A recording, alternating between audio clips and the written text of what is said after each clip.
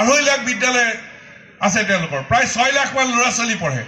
শংকৰদেৱ শিশু নিকেতন অসমীয়া মাধ্যমত পঢ়ি আছে উপেন্দ্ৰনাথ ব্ৰহ্ম একাডেমী ইউএন একাডেমী বড়ো মাধ্যম অৰ্থাৎ অসমৰ পিতৃ মাতৃসকলে যেতিয়া ঘৰৰ ওচৰত যেতিয়া এখন ভাল অসমীয়া মাধ্যমৰ বিদ্যালয় পায় ল'ৰা ছোৱালী তাতে পঢ়ায় বিকল্প দিব লাগিব ব্যক্তিগত খণ্ডৰ যদি অসমীয়া মাধ্যমৰ বিদ্যালয় যদি ভাল হ'ব পাৰে সেই ভালটোনো কি এবাৰ ইংৰাজী মাধ্যমৰ ফলাফলো ভাল হৈছিল সেই ভালটোনো কি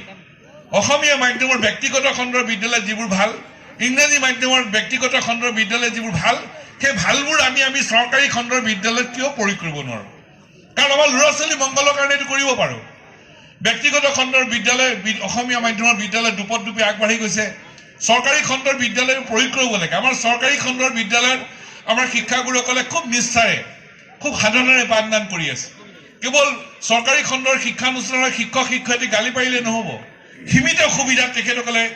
পাঠদান কৰি আছে সীমিত সুবিধাৰ তেখেতসকলে সাধনাৰ জৰিয়তে পাঠদান কৰি আছে তেখেতসকলক দুখ দিলে নহ'ব সমৰ্থন দিব লাগিব পৰিৱেশ দিব লাগিব আৰু সেই পৰিৱেশ দিয়াটো অত্যন্ত প্ৰয়োজন আমি আজিও বিশ্বাস কৰোঁ চৰকাৰী খণ্ডৰ অসমীয়া মাধ্যম আৰু মাতৃভাষা মাধ্যমৰ বিদ্যালয় যদি পৰিৱেশ দিয়া হয় যদি আটক ধুনীয়াকৈ সজাই তোলা হয় তেতিয়াহ'লে ইয়াক দুপদুপি আগবঢ়াই নিয়াটো সম্ভৱপৰ আৰু সেইকাৰণে মূল চৰকাৰৰ দায়িত্বটো কি হ'ব লাগে তৃতীয় দায়িত্ব মূল দায়িত্ব এইটো যে অসমত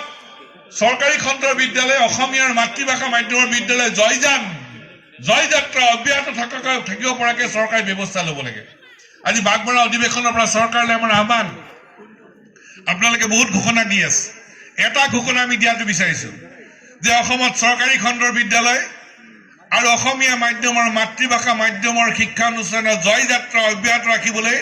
চৰকাৰে সকলো পদক্ষেপ ল'ব যিমান টকা লাগে সিমান খৰচ কৰিব ঘোষণা দিয়ক এইটোৱে আমি বিচাৰিছোঁ এই কামটো কৰিলেতো সকলো সমস্যাৰ সমাধান তাকেই নকৰি মাধ্যমৰ ওপৰত হাত দিব নালাগে আমি আজি পুনৰ চৰকাৰক ক'ব খোজোঁ চৰকাৰ আকোৰগোজ হ'ব নালাগে কাৰণ এই সম্পৰ্কত অসম